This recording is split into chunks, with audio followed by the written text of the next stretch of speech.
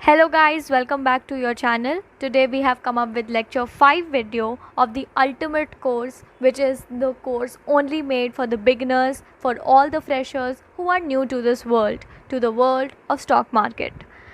So now if you are worrying about investment, आप देख रहे हैं हर कोई इंसान इन्वेस्टमेंट की बातें कर रहा है, कोई कहीं इन्वेस्ट कर रहा है तो कहीं कोई इन्वेस्ट कर रहा है, लेकिन आपको नहीं नॉलेज है, आपको एक प्रोफेशनल की ज़रूरत है, उसकी हेल्प की ज़रूरत है, then don't worry, there is an option available to you and that option is what we known as mutual funds.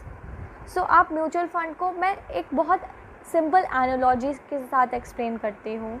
मान लीजिए कि आपका ऑब्जेक्टिव है किसी सब्जेक्ट को प्रिपेयर करना.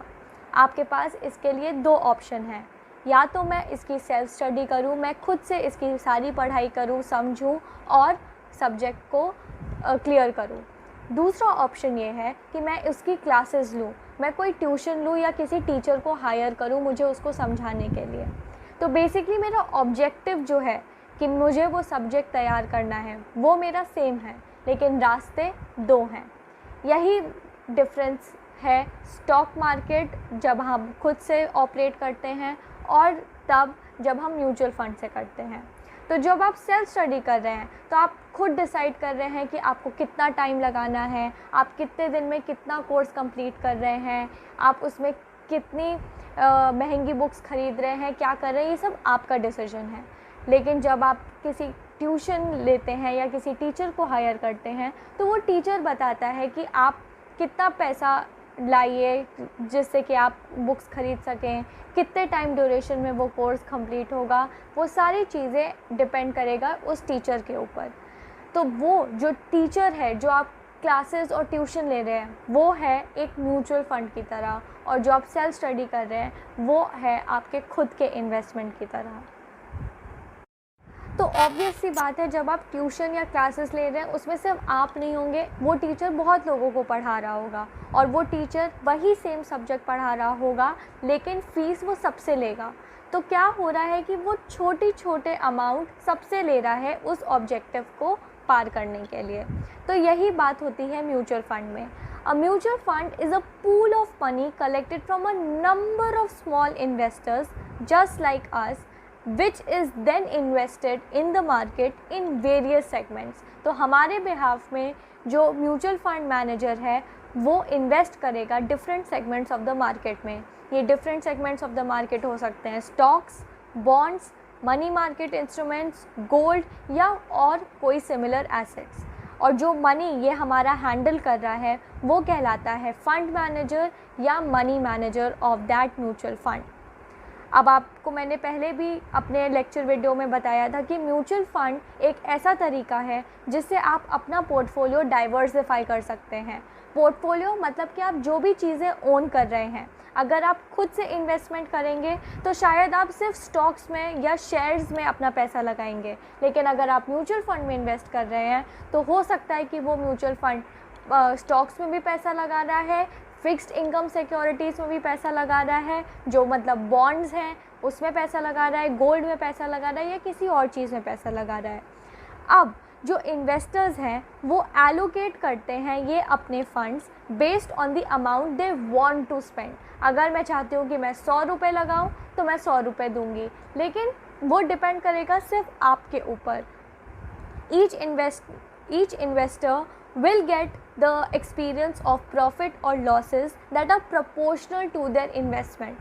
मतलब कि जो भी प्रॉफिट अर्न होगा उस म्यूचुअल फंड को जब हमने इन्वेस्ट किया मार्केट में तो वो प्रॉफिट उन सब में बटेगा जिन्होंने पैसा उस म्यूचुअल फंड में डाला था. अगर एक म्यूचुअल फंड में 4 लोगों ने पैसा डाला है तो प्रॉफिट या लॉस जो भी हुआ है वो उन चारों लोगों में बटेगा इन प्रपोर्शन ऑफ द पैसा. अगर मैंने ज़्यादा पैसा लगाया है तो मुझे ज़्यादा प्रॉफिट का डिस्ट्रीब्यूशन होगा, अगर मैंने कम पैसा लगाया है तो कम प्रॉफिट का डिस्ट्रीब्यूशन होगा. अब हम बात करते हैं कैटेगरीज़ ऑफ म्यूचुअल फंड्स. तो ब्रॉडली 3-4 कैटेगरीज़ होती हैं इस म्यूचुअल फ़ंड की. First category is equity funds mutual fund. ये फंड सिर्फ और सिर्फ स्टॉक्स या इक्विटी इंस्ट्रूमेंट्स में ही पैसा लगाएगा. दूसरा है डेट फंड्स. जिसमें फ़िक्स्ड इनकम इंस्ट्रूमेंट्स जो होंगे उसमें पैसा लगेगा।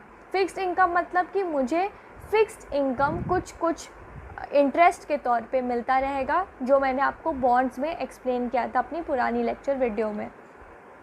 तीसरा है मनी मार्केट फंड्स। ये short term money market instruments होते हैं जिसमें पैसा इन्वेस्ट होता है। और चौथा है हाइब्रिड फंड्स, जिसमें देयर इज़, जैसे आप नाम से ही समझ सकते हैं कि जो इन्वेस्टमेंट है वो कुछ इक्विटी में जाएगा और कुछ डेट में जाएगा टू क्रिएट अ बैलेंस। अब हमने इतनी सारी जो बातें करी हैं, इसमें ये समझना बहुत ज़रूरी है कि हम को जब भी म्यूचुअल फ़ंड चूज़ करना है, हमें एक स्कीम चूज़ करनी होती है म्यूचुअल फ़ंड के लिए।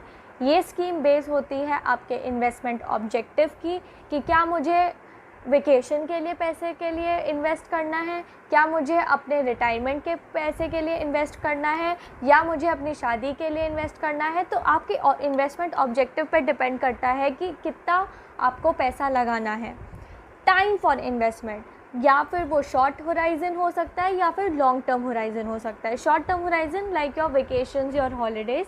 लॉन्ग टर्म होराइजन जैसे आपके रिटायरमेंट प्लान्स।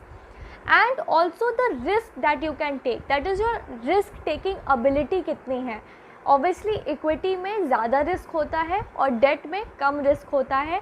इसका भी रीज़न हमने बताया था, क्योंकि डेट में फ़िक्स्ड इनकम सिक्योरिटीज़ होती हैं, तो फ़िक्स्ड इनकम प्रॉपरली आपको मिलता ही रहता है। तो यहाँ पे आपको डिपेंड करता है कि आपको पता होना चाहिए कि ये स्कीम्स कौन कौन सी है। सो गाइस, हमने ओवरव्यू दे दिया है। आप भी क्यूरियस हो रहे होंगे कि ये कौन सी स्कीम्स है। हम ब्रॉडली ये सारी स्कीम्स एक्सप्लेन करेंगे नेक्स्ट पार्ट में, which is coming super soon with simplest explanation. So guys, if you have any doubts, do let us know in the comment section, and thanks for watching this video. If you like the video, please press the like button and subscribe to our channel for more such content. Have a nice day.